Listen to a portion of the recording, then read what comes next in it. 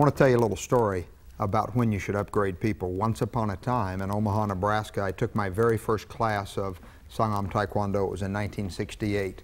There was an instructor there working for my instructor, and the very first day he said to me, he said in Korean in a broken accent, he said, "You'll be one of my instructors." Now for me, that made a dramatic impact on me. The very first class I ever took, it probably changed my life and he never knew it.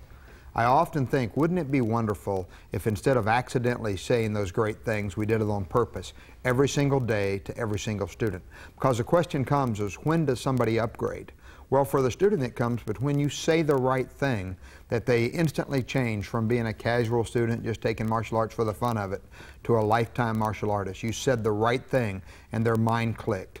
Now, when is too soon? It's never too soon. I believe that you should pre-frame them for upgrading for black belt or leadership training or master club, whatever you're doing in your school, when they sign up the very first day.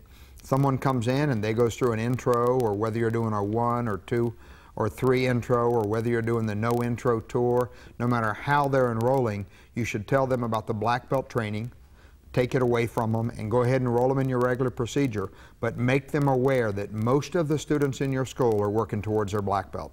In other words, they are already upgraded on their black belt training. Assume in your mind that every single person is going to upgrade. Now, in my own system of mass training, when does a person upgrade? 2 weeks from the day they enroll. In my mind, everybody upgrades 2 weeks from the day they enroll, because on the day they first sign up in our school, we make the appointment to talk to them about their child's progress or their own progress if it's an adult. Now, is that too soon? I haven't found it to be so. Probably 40% of the people upgrade at that 2-week appointment. Now, what do you do if they don't? Schedule another appointment sometime before their first testing. But in any case, within the first 30 days, I would like to be through doing business with the person so I could just teach martial arts for the rest of their life. That's my real goal. Let's get the business out of the way so they can train in martial arts and so I can become the instructor. I don't want to be asking them 6 months later doing more business, but if they haven't upgraded yet, I will continue to ask them until they do. So let's say they say they're not ready because we didn't do our part on the floor. And then before the first testing, we ask them again and they're still not ready. How long do I ask them? When do I ask them next? Just every white belt, orange belt, and yellow belt who hasn't upgraded, of course they must be asked every month. They must be on your upgrade list. But how do you get someone who already said no to be ready? That's when the A, B, C, and D program that you've seen in the past comes into play. It's just that a lot of people don't know how to use it, or they have some cursory knowledge about how to use it, or they know it, but they never use it. That's the real problem. It's kind of like you can read, but you don't. You're the same as someone who is ignorant and can't read. So the ABCs, if you know it and don't use it, of course, it stops you from being as successful as you could. Now, I want to go into that, and some of you heard me talk about the ABCs before. First, you lay out all your students on a table once a month, and you rate them A, B, C, or D. And the way is, students that are highly active, that have the right attitude, I consider those people to be alive in the school. Now, an A student has to come at least twice a week on schedule, not randomly. They have to come to every extracurricular activity that I ever hold. They must test on time. If I have a scheduled testing, they're already on the list. And they must have their parents' complete support. Usually that support includes either the parents taking class also, or the parents watching, and certainly the parent comes to every special activity. So you can't have an A student and a B parent, because that makes that student a B student. So every A student, that's who I'd like to talk to. That's who I'd like to upgrade. But if I don't have any A students to upgrade, of course I'll talk to the B students. Now, what's a B student? That's someone who I consider to be bipolar. They come bi-weekly, and pretty soon you're going to have to say bye-bye. Because if you don't take action to make them up to an A student, they're going to drop down to a C or D student. So a B student's very important that you change their status. Now, how do you do it? You take a B student who's coming twice a week, and you immediately try to find their hot button by inviting them to a special seminar that you think they're going to love. And at that seminar, you might find exactly what it takes for them to love martial arts. And one of the things it might have is you have to tell them you think they're going to be an instructor. That may be enough to take a B student and make them an A student, where they do everything. So be careful. A B student, bipolar, means they can go either way. They can go up to A or down to C very easily.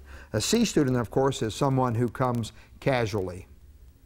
They might come one week, they don't come another week, and you better take caution with these people because they're about to drop out. They're about to become a casualty in your student body. So a C student, you'll see them once a month, or sometimes they'll come every day for a week and then you won't see them for 2 or 3 weeks. Sometimes they'll come twice a month instead of twice a week. They just come casually. They certainly don't take many of the extracurricular activities.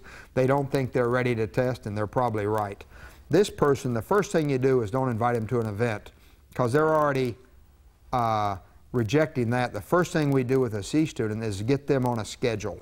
We must have a parent conference or a spouse conference and commit a C student to a schedule of at least coming twice a week, Monday and Wednesday at 6 o'clock, Tuesday and Thursday at 5 o'clock, whatever it is.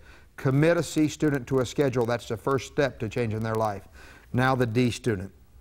Now a lot of us, unfortunately, as long as the person's making their payments, we don't consider them a dropout because somebody told us, no, they're making their payments, they haven't dropped out, and that's baloney. Anybody who wasn't here last week that didn't tell you they were on vacation and didn't tell you why they weren't here, they're a dropout or so close you don't want to know about it. They've already rejected your class because you taught the last class they decided not to come back for. So this student is different. You don't invite them back to class.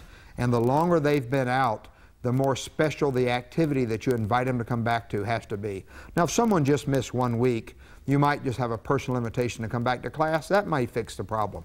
But my opinion is if they've been gone longer than that, they've already said the class is not for me. You need a special activity, a special seminar that you find in your Maya kit, a special tournament that your association's, something special. Normal classes won't do the trick. Some special activity, looking for their hot button. And when you find that hot button, you invite them back to class. So somebody who says no, you immediately try to check their status. Where are they in my class? Are they A, B, C, or D? Get them up to A, ask them again. Get every student in your school up to A, and you're going to be successful. When do you upgrade them? Right now, within the first 2 weeks, and if not, the very next week. Upgrade them until they're upgraded. Get all the business out of the way so we can do what we love to do, teach martial arts.